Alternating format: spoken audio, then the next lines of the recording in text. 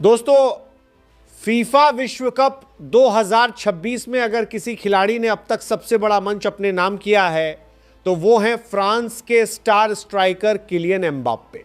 जी हां, स्वीडन के खिलाफ राउंड ऑफ 32 के मुकाबले में फ्रांस के स्टार स्ट्राइकर ने ऐसा दमदार प्रदर्शन किया जिसने न सिर्फ टीम को 3-0 की आसान जीत दिलाई बल्कि उन्हें विश्व कप इतिहास के कई बड़े रिकॉर्ड्स का नया मालिक भी बना दिया। 27 वर्षीय एम्बाप्पे ने इस मुकाबले में 2 शानदार गोल दागे और अपनी टीम को प्री क्वार्टर फाइनल यानी राउंड ऑफ 16 में पहुंचा दिया, जहां अब फ्रांस का सामना पराग्वे से होगा। हालांकि इस मैच की सबसे बड़ी कहानी फ्रांस की जीत नहीं बल्कि एम्बाप्पे का रिकॉर्ड तोड़ प्रदर्शन रहा। मैच की शुरुआत से ही फ्रांस ने स्वीडन पर दबाव बनाए रखा। एम्बाप्पे लगातार विपक्षी डिफेंस के लिए खतरा बने हुए थे। पहले हाफ के इंजरी टाइम यानी 45वें मिनट में उन्होंने अपनी रफ्तार और शानदार व्यक्तिगत कौशल का बेहतरीन नमूना पेश किया। स्वीडन के डिफेंडर को चकमा देने के बाद उन्होंने गोलकीपर को संभलने तक का मौका नहीं दिया और गेंद को नेट में पहुंचाकर फ्रांस को बढ़त दिला दी। यह गोल सिर्फ टीम के लिए अहम नहीं था बल्कि एम्बाप्पे के करियर का भी एक ऐतिहासिक गोल साबित हुआ।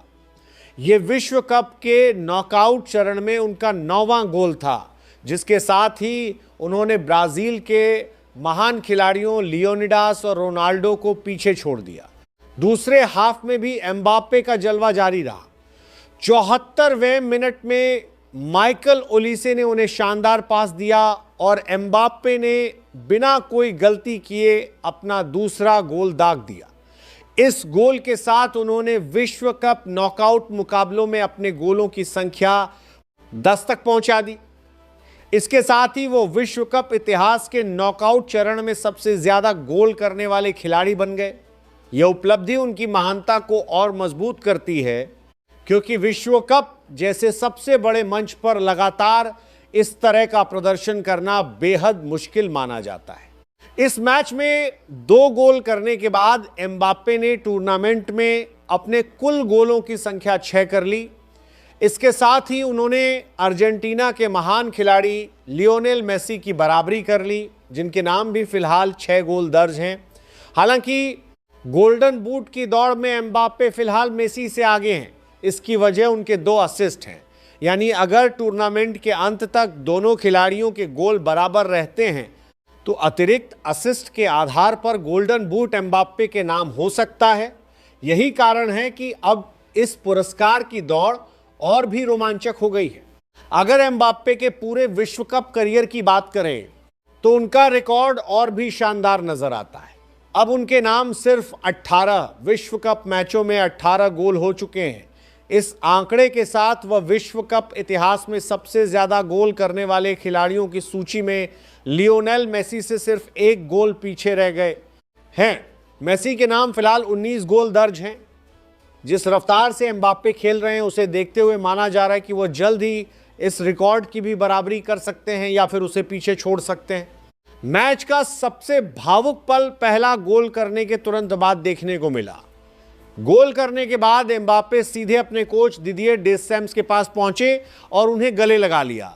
दरअसल यह डेस्चैम्स की वापसी का मुकाबला था।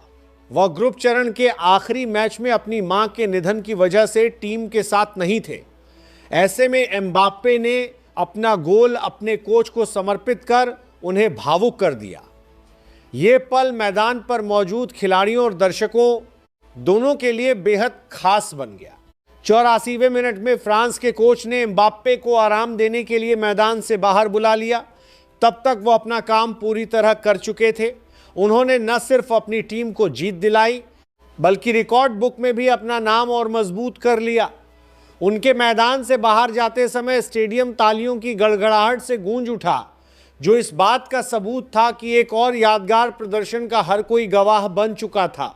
अब फीफा विश्व कप 2026 में गोल्डन बूट की जंग बेहद दिलचस्प मोड़ पर पहुंच चुकी है। एक तरफ लियोनेल मेसी है तो दूसरी तरफ किलियन एम्बाप्पे।